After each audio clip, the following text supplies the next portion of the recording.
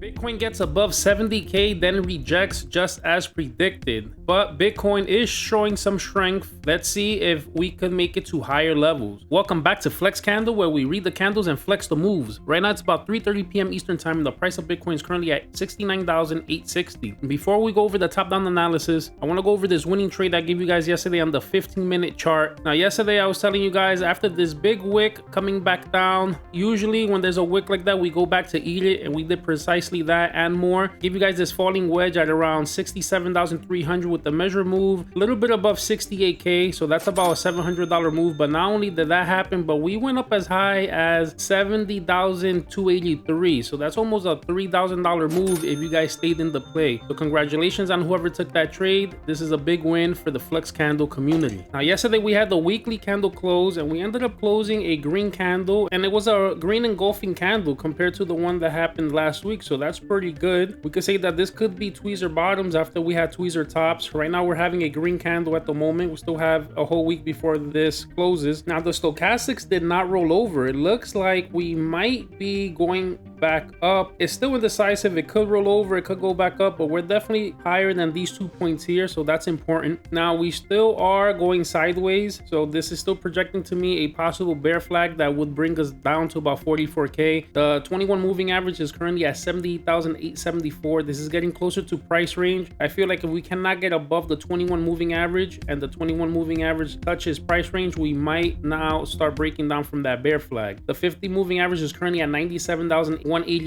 Told you guys before that usually in the bear markets we go back to test the 50 moving average and possibly roll over after that. I was telling you guys it's probably going to happen after we get below 100K with the 50 moving average. We're at 97K, so it could happen at any point. It'll be interesting if we could somehow be bullish and make it back up there and maybe end up turning this into an inverted head and shoulder, left shoulder head. If we could make it to the 50 moving average, reject, make a right shoulder, and then all of a sudden we blast up by the end of the year. But right now that's only a speculation. We head over to the 4-day chart. The stochastics look like they're on the way down. If we zoom in, we could start to see a little curve, so we never know if maybe this starts to curve up and we got a little pump going here. The 21 moving average did cross on the 200 moving average, which is bearish, and we are already touching price action here, so this could roll over. Trump did speak today, and it didn't really move the markets too much. We actually kind of held ground. Usually when he speaks we do roll over, so things are not looking too bad. But again, this is news dependent. Anything happens bad with the war and we could all of a sudden drop down, so we have to be very careful. On the 2-day chart, we see that the stochastics are starting to roll up. The RSI is starting to point up as well, and we're trying to get above this 21 moving average. Now, this candle closes in the next 4 hours and a half. If we could stay above this 21 moving average, this could be bullish. And I've been telling you guys, even though I have this in the bear flag, this is also starting to look to me like it could become a double bottom, one bottom, two bottoms, and all of a sudden we could be back up above 80K. And you know, I've been saying from like about a month ago, I've been trying to see if we could get above 80K. It hasn't happened yet. Overall, things still do look bearish. We have resistance at 70K. We reject it. There's going to be resistance at 74K, at 76K. If we could get through all those resistances, then 80K is a possibility. Bitcoin still has to show me the strength that it could do that. But I'm just letting you guys know the possibilities. We have to stay open-minded so that we don't get caught lacking here. So this could end up being a double bottom if we're bullish here. Now, on the daily chart, we see a inverted head and shoulder, which I also called this for you guys that this was a possibility, and we're starting to point up. And yesterday we closed a green engulfing candle, and today we're trying to get above this 21 moving average. If we could get above this 21 moving average, we could make it towards this 80 moving average. That's at 72K. We'll break that first resistance of 70K, and then we have to fight 74K again. Again, you can see the double bottom here a little bit better. Even right here we could see a little double bottom, and this double bottom would take us to the 80 moving average. In the 22-hour chart, stochastics are starting to get toppy, but look, we're above key moving averages. If we could close like this in the next 2 hours and a half, then we could go towards this 200 moving average at 76K. On the 8-hour chart, stochastics are starting to get toppy. This could drag here though for a while if we don't roll over. And look, this time around we actually got above the 200 moving average, so this is actually starting to look a little bit bullish. Over here here we rejected, we fell down here, we never made it back up, and now this time we did make it above the 200 moving average. So we're starting to see some glimpse that Bitcoin is starting to wake up here. And again, look at this double bottom that I was telling you guys about. This double bottom could bring us up to about 72, 73K. Now on the 4-hour chart, you guys know I had this in a head and shoulder pattern. We got a partial move. This is why sometimes we cannot wait for the whole measured move, because you never know if it's going to play out. If you took profits on some of the measured move, you were in profits there. Then I gave you guys a bear flag that turned into kind of like a rising wedge bear flag, and we took some profits as well that didn't fully play out. And now I was telling you guys, if we can make it back up to the 200 moving average, this could be the double bottom. One bottom, two bottoms. We're right on the neckline. The only thing that I'm not liking is that we're toppy here. The RSI is also toppy, but if this double bottom could play out, the measured move to this could take us to about 73K. Again, we could break above 70K. The next resistance is around 73, 74K, so that could be next. This is a beautiful double bottom. This could start playing out. Now all we need to happen is for this 21 moving average to get above this 200 moving average to get even more bullish, and then maybe we could break off from there. Let's see if as this stochastic RSI resets, we just